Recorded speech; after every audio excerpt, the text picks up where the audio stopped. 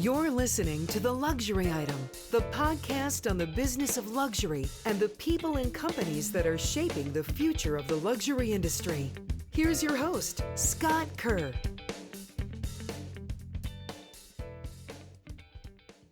Hotel-branded residences have become the norm these days, with iconic hospitality brands such as Four Seasons, Ritz-Carlton, Fairmont, and The Standard putting their names behind residential projects all over the globe. From breathtaking locations to the top-of-the-line amenities and VIP perks to ultra-personal service, hotel-branded residences offer a lifestyle aligned with the ideals each brand represents.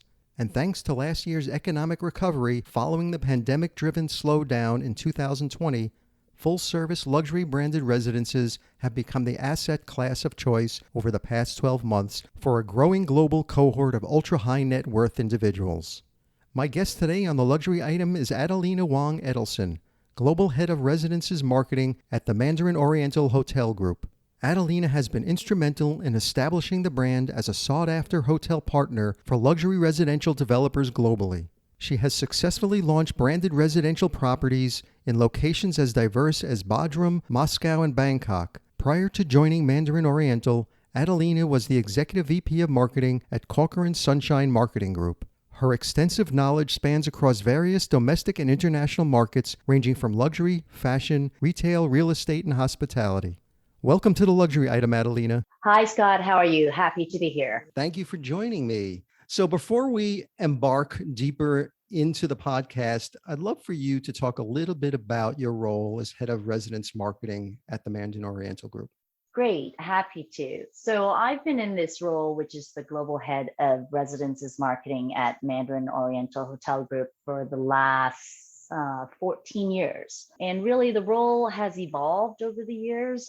Initially, we had 2 residences under management and that we operate. We now have 7 with 18 more coming up. So really the role is to ensure that developers who are building the hotels and the residences understand what the Mandarin Oriental brand is all about and to translate all of our brand pillars and what makes us so successful in the hotel space to into a residential setting. And that's really the main gist of the role, to work with developers to ensure that our brand stays true to its DNA, and also to really promote this as part of a second business, really, for Mandarin Oriental. And it might be instructive to the listeners how exactly a branded residence is defined. Well, I guess, first we have to start with the brand. And so to me, a brand is, a product that is associated with feelings and emotions that a consumer has. Mm-hmm. So it's not really a brand if they don't really connect with it. Or, so it could be toilet paper versus, Kleenex for tissue paper, right? That sort of thing. So, and I think that, once you have that, there's usually a strong following or loyalty due to this emotion that people feel when they use your brand or when they get in contact or experience the brand. So it is definitely not a rational but emotional thing. So a branded residence, by that definition, is a residential product that is associated with a brand like a hotel or a car or fashion. And for it to work in the real estate sector, which is really a very different product for a hotel company, it has to be relevant and authentic to our own brand pillars, and for it to keep that same emotion and feelings that our guests, when they come to our hotels around the world, feel when they enter into our hotel and stay with us. So the branded residence is really just connecting with what a brand does well and has usually successful in its own product category, and now it's being translated into a real estate product. And I see 3 different target audiences here. I think, the developers, the brands, and the owners. So what are the advantages of branded residences to these 3 groups: developers, brands, and owners? Well, I guess for the first one, which is the developers, right? The advantages of having a brand, and which is why this entire sector, branded residences, have exploded in the last 5 years, is that it's usually associated with, well, there's an associated feelings, and you have the brand loyal fan base, as well as usually a premium that people are willing to pay for having a branded product as opposed to just a building. And I guess for the buyers, who are the people who are actually living there, there's definitely this sense of comfort and credibility that, for example, a brand like Mandarin Oriental, and we're a global international brand, we would have done our due diligence with a local developer or a developer who's building this building. So I think there's a sense of comfort and assurance that it will be built, and also the assurance of the brand standard that, of a hotel, 5-star luxury hotel guest, they would expect from a luxury hotel, so that they are going to get the services that they're buying, that they signed up for.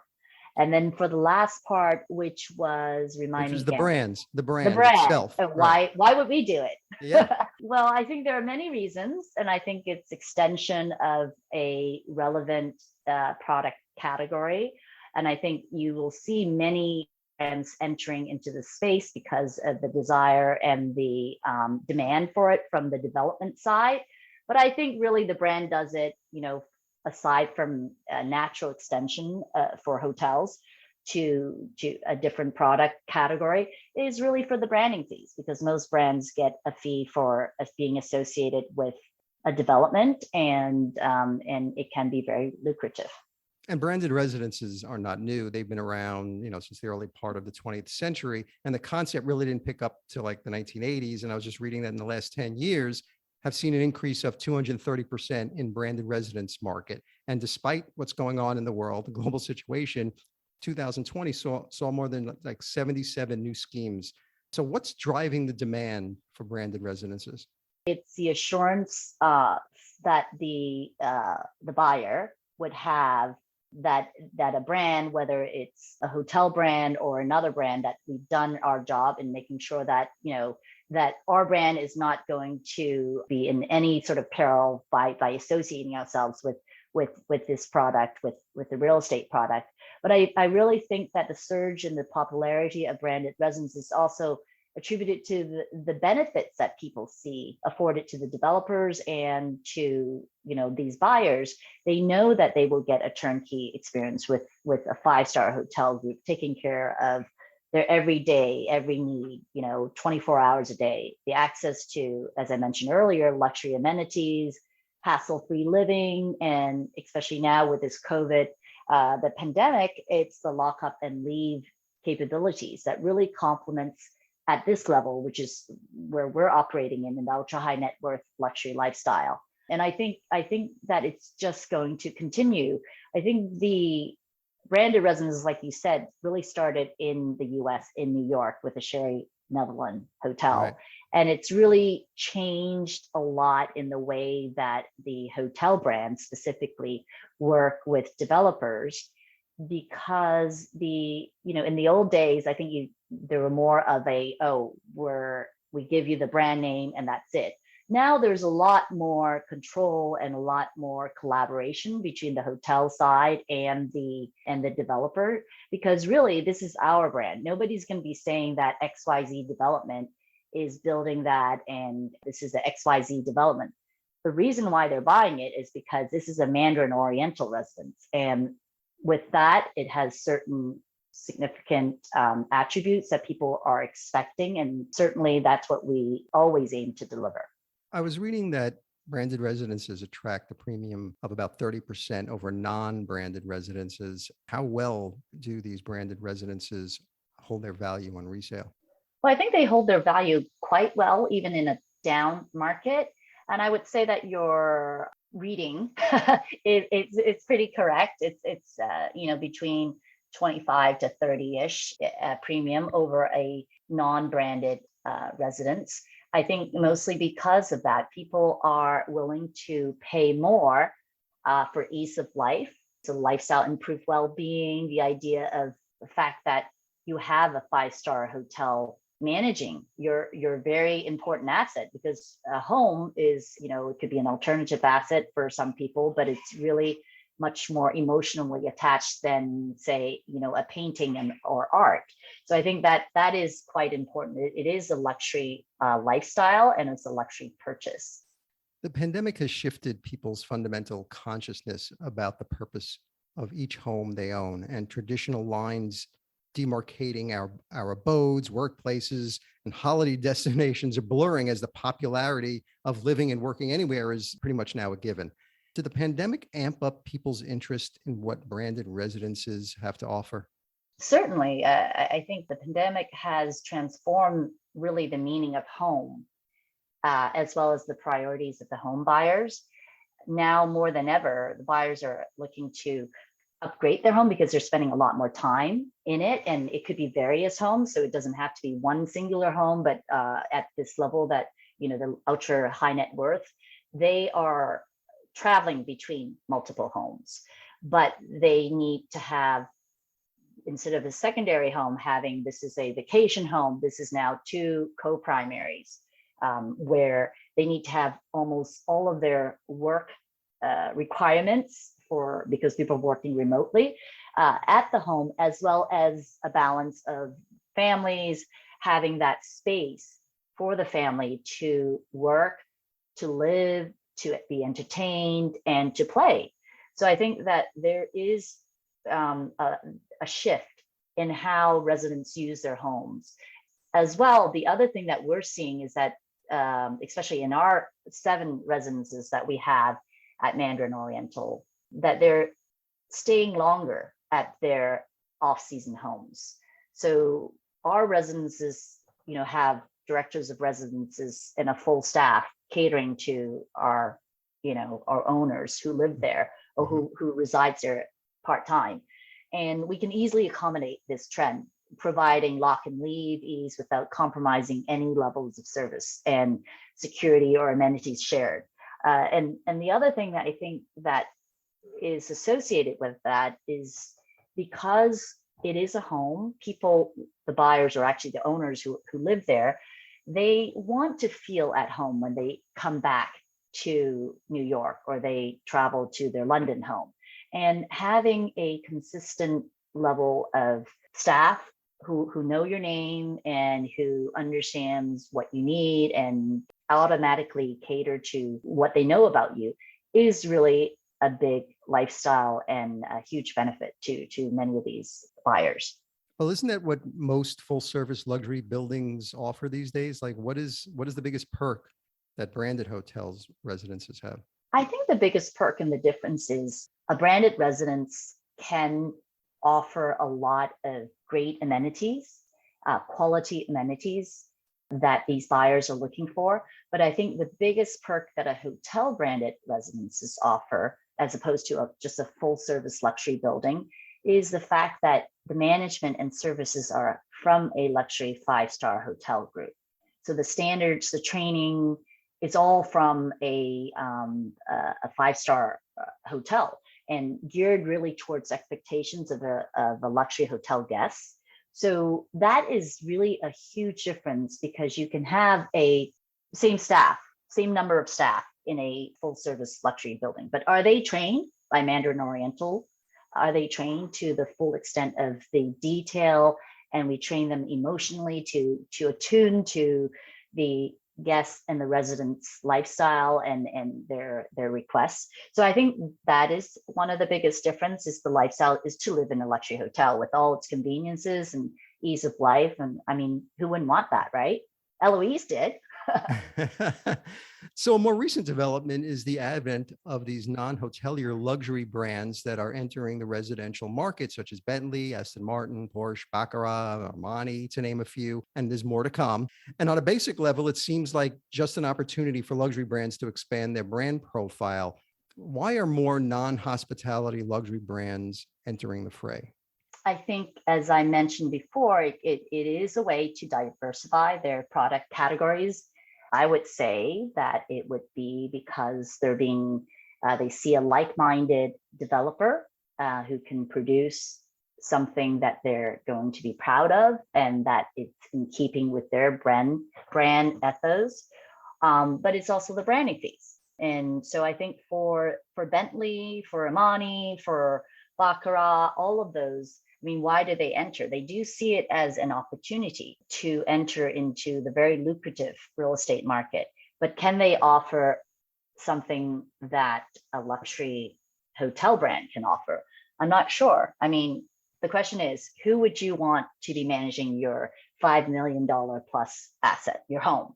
Would you like a 5-star luxury hotel brand, or would you like a car company?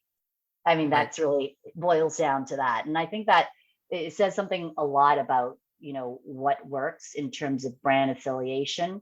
I'm not saying anything. I mean, Bentley, I just went to see their sales office in Miami. I think it's they do a very good job in terms of the quality. But then the big question is, but who's going to be servicing it? Who's going to be the people that you'll see day in and day out, who will manage really essentially your life and your home? And I guess the risk of these non-hospitality brands is that the service culture is inherent in the DNA of hospitality brands, and they need to actually invest in the hospitality ingredients that are a mainstay of the industry. So if they screw that up, they could tarnish their brand equity, don't you think? Correct. I would agree. So I think, again, they would have to really make sure that the developer that they align themselves with, and if I were consulting with them, I would say, well, let's make sure that they're going to deliver everything to the level that a Bentley, because most people have a feeling and association or perception of Bentley as being the top, the highest end of luxury cars, that is being delivered in every way. So I can see that in terms of the product, the innovation and the quality, but the question is just that. In terms of the other element of living in a residence is very different. You don't just leave. When you leave a store, you buy a product, you leave. But in a home, in a residential product, you're living there. So you have many touch points with the service, the colleagues who are working at a building. So I think they would have to invest, or they would have to maybe white glove it. So then that's one thing that I would say, that for Mandarin Oriental, we absolutely manage and we operate each and every residence that we are branded, that we have branded. So it's always Mandarin Oriental colleagues and trained specifically to our standards, and we do not white glove anything out.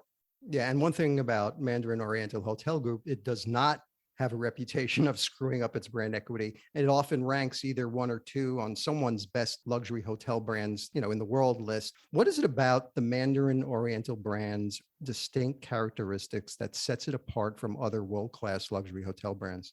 I think first and foremost is that we have in our name Oriental heritage. We are a hotel company that started over 60 years ago with the merging of the Mandarin Hotel in Hong Kong, which itself is an icon, and with the Oriental in Bangkok, which is also an iconic and legendary hotel. And the merging of the two distinctive hotels created the brand Mandarin Oriental. So we come from really a heritage and a base of Asian hospitality, but we're really a truly global luxury player now. And although we are rooted in Asian heritage and hospitality, we've built this reputation for delivering very innovative and bespoke dining. And that's evident with the total of 25 Michelin stars that we've been awarded over the years, but specifically in the last year. We have such depth in the number of F&B, culinary skills and culinary concepts and chefs that we bring to each new market that we enter. And then the other element that we are truly known for is really the award-winning spas and wellness facilities. And that we're very, very proud of, because we have been awarded over 13 hotels have been granted the Forbes 5-Star Spa Award, which is more than any other hotel group in the world. And then lastly, but not least, for specifically for the residential product, is really the way we train our colleagues and our staff how to service and how to provide this delightful experience to our guests and to our residence owners day in and day out. And that's truly something that we're very proud of. We encourage our colleagues to take the initiative, and we invest quite a lot in training to the point where they are trained in terms of EQ and how to recognize and to adjust their manners and adjust their behavior to the guests. So it's very individualized, and we really empower our colleagues to do so. And when did Mandarin Oriental get into the branded residence game? 2003 in New York. That's the first one over at Columbus Circle. Yeah, I remember, it was about 2003, the group opened with great fanfare, the Mandarin Oriental New York in the iconic Time Warner building, or AOL Time Warner, whatever it was at the time. And the first residences at Mandarin Oriental was right above the hotel, and it really cemented its position in the US market. It was a good time to launch in Manhattan, as the property was really, really hot by the end of that year.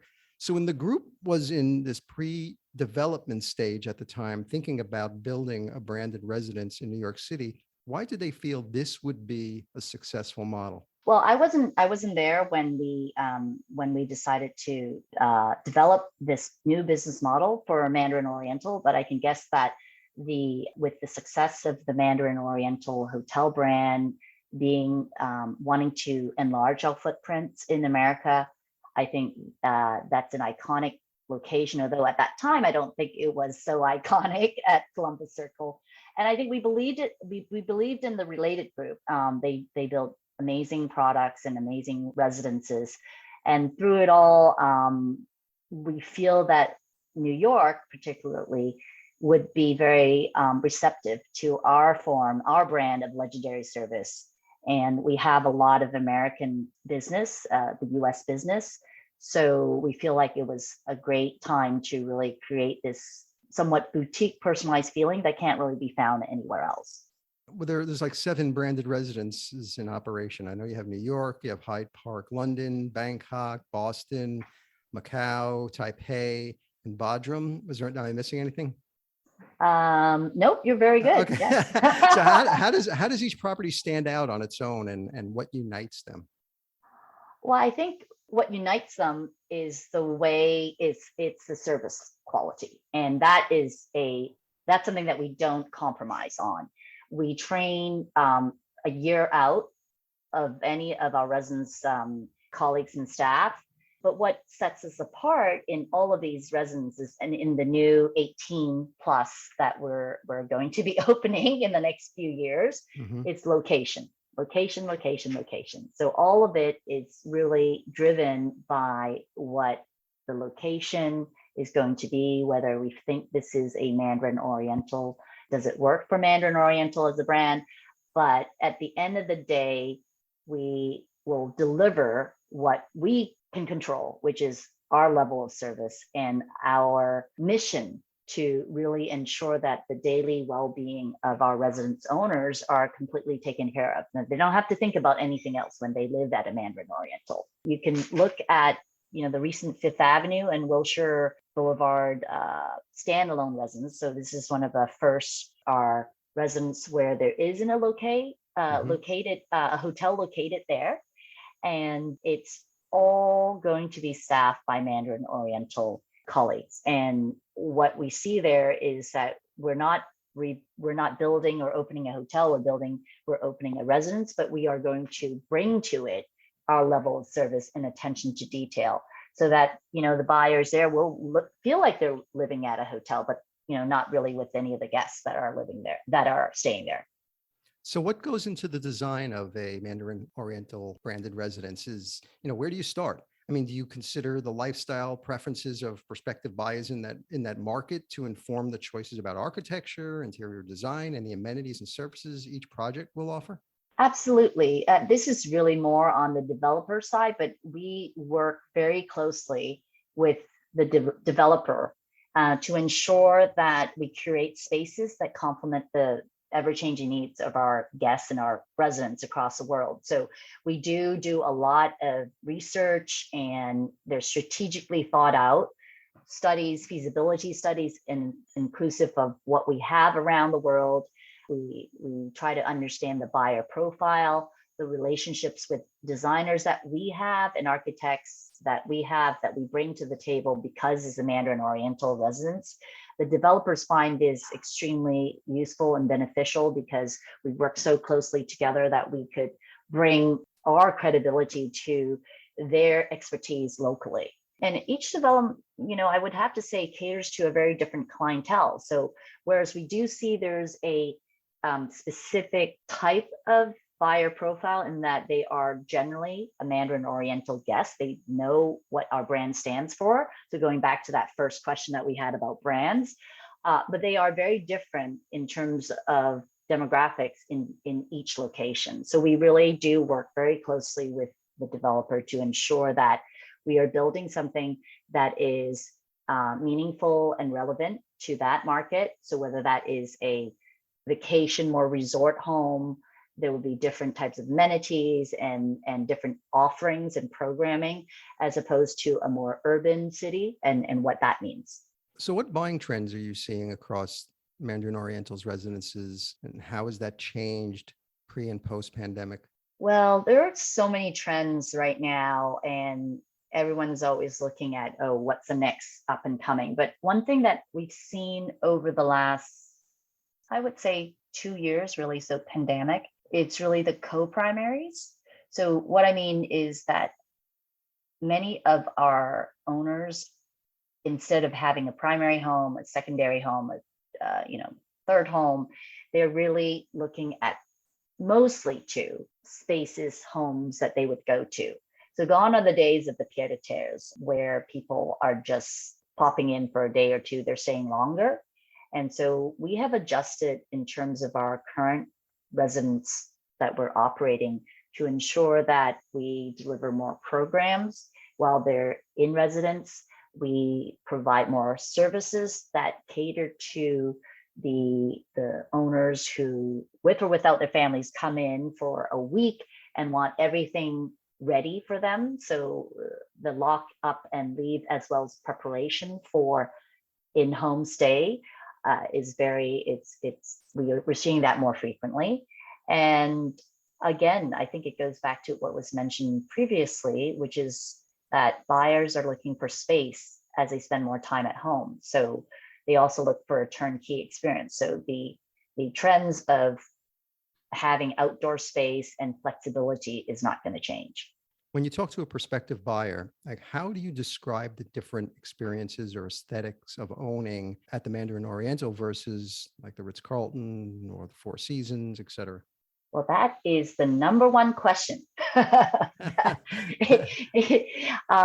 So the primary differentiator, and I hate to keep saying it over and over again, is the way that our model is that we train and we staff from our hotel colleagues and from really, if not specifically from another hotel, we train them to the standards that we would expect at a hotel level. So it's dedicated residential colleagues who are trained and empowered to deliver our distinctive service to homeowners.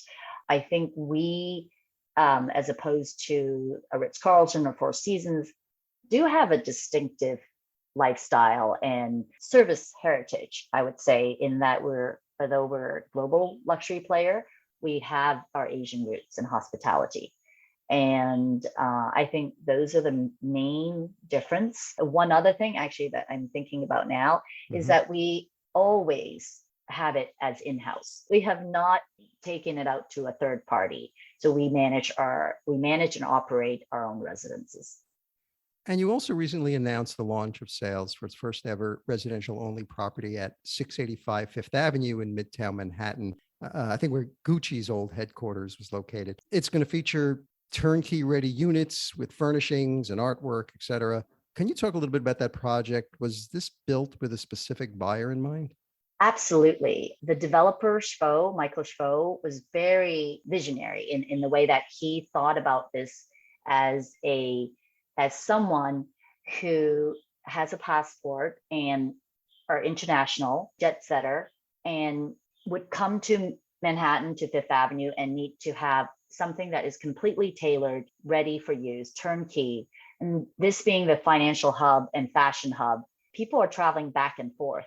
The vision was that you don't need anything more than a passport when you come and live at 685 Fifth Avenue. In fact, when he did his first mood boards, we saw a lot of, visuals showing people and glamorous lives of harking back to the old days of the old glamour of Fifth Avenue. And he actually very interestingly engaged with David Lipman, who's a legendary creative director in fashion, to create a campaign to launch the Fifth Avenue Residences, which is one of our first standalone that is without a hotel beside it, and really created something that the campaign is based on. It happened on Fifth Avenue. So really harking back to the old glamorous New York, and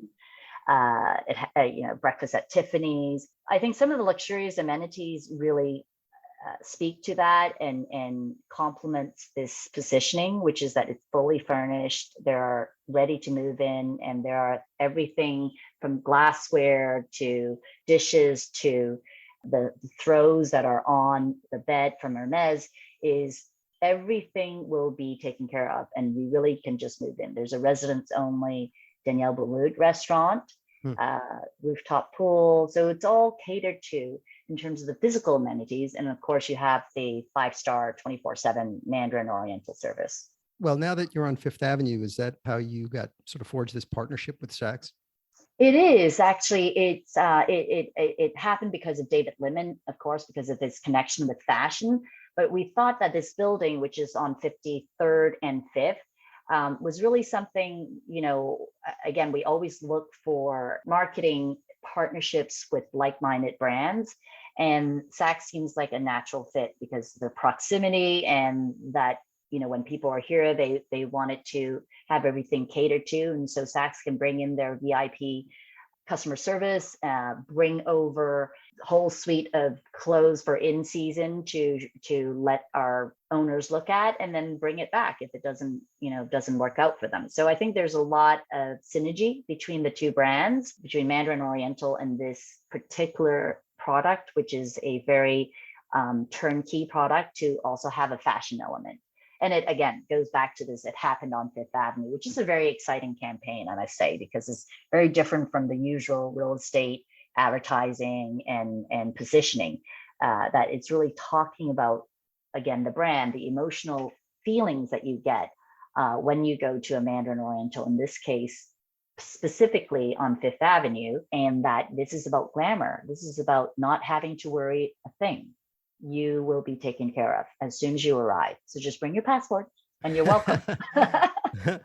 So what new projects are you most excited about at the moment? Well, I'm excited about all of them. I don't have a favorite among my children. But I would say that, this standalone Fifth Avenue and Beverly Hills is very exciting. Barcelona is also a standalone, and it's a beautiful building. And I would say probably, okay, if I have to choose, obviously I'm not choosing right now, but right. Vienna and Barcelona are very unusual because you will never have another one like that. The reason being is that they're both in historic locations in the heart of the city. The developer has found the land and the real estate where there won't be another one like that for many, many years. And obviously with Mandarin Oriental attached to it, we're going to be building something that hopefully will be deserving of this location. And it will be fantastic to see these buildings go up and have people move in to live in the heart of a historic city like Vienna or Barcelona. So what do you think the future of branded residence is? How do you see it evolving?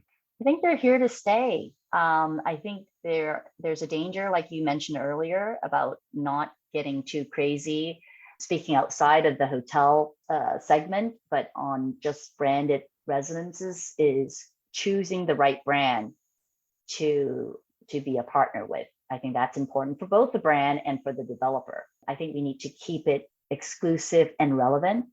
So you can't just, and I won't say the name, you can't just slap a name on a building and call it that. And because people will say, well, what does that mean? And I think people, in terms of the buyers and these owners who are spending millions of hundreds of millions in some cases dollars on a branded home expect a certain level of service, and they expect certain level of amenities.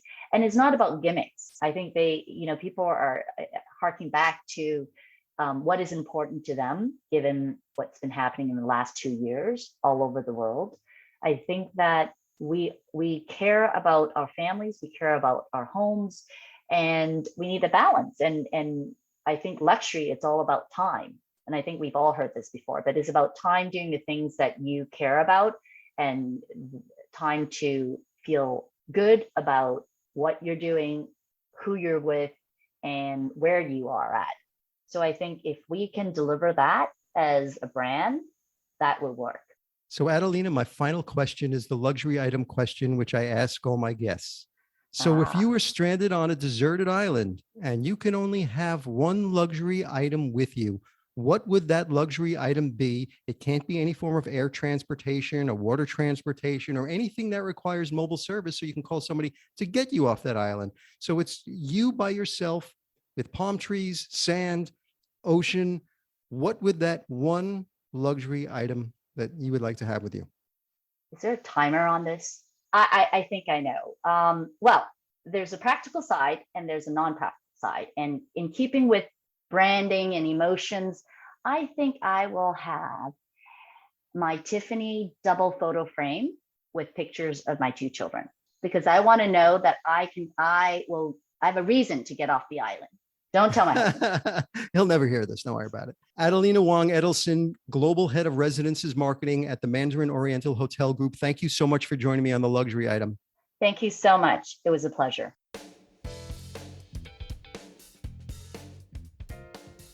That's it for this episode of the Luxury Item Podcast. Thank you so much for listening. If you found this useful and entertaining, I would be really grateful if you can share it with a friend or colleague. I would love it if you subscribe so you never miss an episode. And while you're there, be sure to rate and review us on Apple Podcasts. It really helps other listeners find us. The Luxury Item Podcast is a production of Silvertone Consulting. I'm your host, Scott Kerr. Until next time.